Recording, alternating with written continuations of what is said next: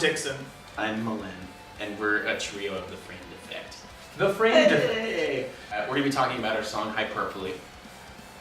Hyperbole is the flagship song of the record, to me at least. Lyrically, it's very much about body image and the way that digital editing has kind of changed what the beliefs a human being can look like these days, and how that can affect someone psychologically, being beyond human belief because of computers and millennial anxiety. Millennial. The song was supposed to be Dom's, and I said your original answer was let's do something reverby and like super vibey. I did not. Yes, you did. Making that up. Yes, you did. And then we said we're already doing that for Jordan's song Monophobic, which we're also going to talk about. Because you didn't want to contribute, we just kind of wrote a pop song with prog rhythms. It's basically just G and C chords. So anyone can really play it as long as you can count in ridiculous time signatures. The pre-chorus is mostly inspired by musical theater and the work of Pasek and Paul, who wrote The Greatest Showman and Dear Evan Hansen.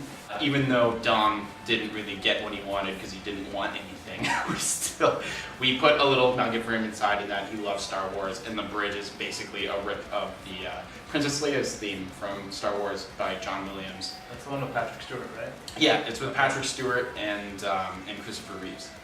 I wanted to put a lot of effort in, but I wanted to put no effort in, and Malin made that happen for me. I really appreciate it, Malin. It's like Dom's summer hits in person. We tried to use reverse harmony at one point. I don't know if he did. No, negative harmony at one point. That's how your Princess Leia's theme turned out. Yeah, it was just there. You can look up this like kind of advanced harmonic language called negative harmony. We don't bother, but basically it wrote. You're a loser if you do. Yeah, I know. Yeah, which is why you can be losers. You can be losers like us. Losers like us. I knew that I wanted it to be like a huge opener for a song, so it has string section, it has piano, it has brass, like French horns, and I think some trumpets, or is it just horns? Oh no, I think there's some trombones. Genera horns. Yeah. There's a Glock. There's a little Glock fill in it, glockenspiel, that you can kind of hear just to make it a little bit more Disney than it already is. So it was just kind of like a fun tune that we came up with, and just saying how can we take something simple and turn it into prog. And then we came out with this tune that people seem to like. It's a little different because it sounds so happy, with also not really like leaning too far into pop music that it's followable. Like it's still pretty alienating. I feel like if we ever had to play that like right beside Residue, it would make sense. They'd be like, why are these guys the same band? Yeah, that's kind of what An Error is like as an album, but I'm pretty proud of that. How was recording drums for that? Recording drums was fun. Every hit was as loud as I could possibly hit. Mm-hmm.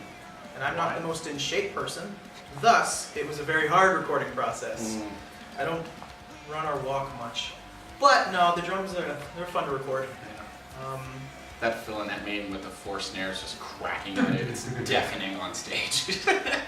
Yeah, my snare has a reputation of being obnoxiously loud, sometimes like myself. Yeah, there you go. That song's probably the worst for it. Yeah, it's pretty powerful. The drums, I think we're doing.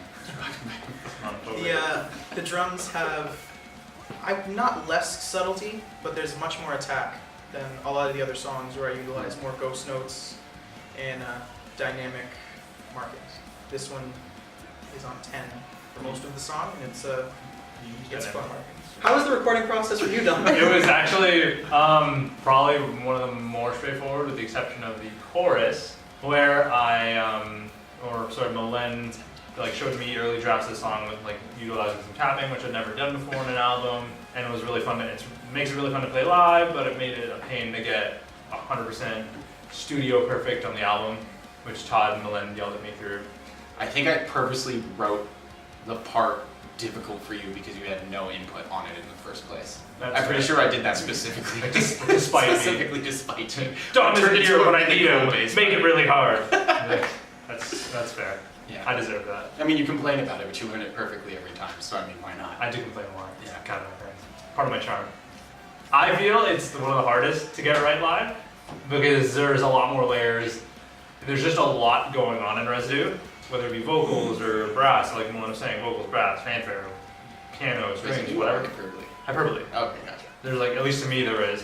So, as a result, if everything isn't mixed right, or like, then it kind of becomes a bit of a mess, I would say. Malin yelled at me and eventually sat me down, and we ended up having to like fix all the levels and the automation for it.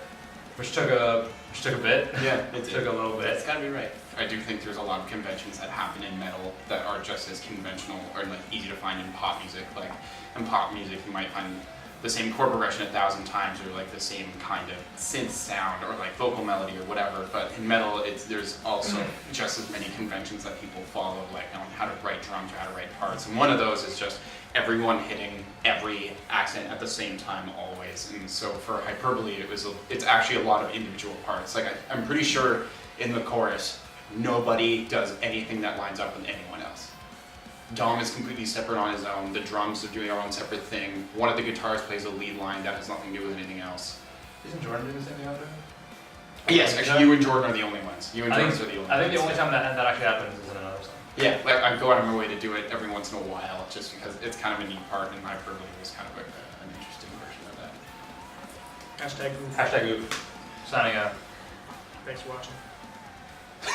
Sorry, Taylor Swift. Yeah, Take Blank Space by Taylor Swift. Take That's What You Get by Paramore and put it in 11. Yeah, And you'll have our obnoxious attempt at a pop tune. yeah, exactly. That's That's fair. about it.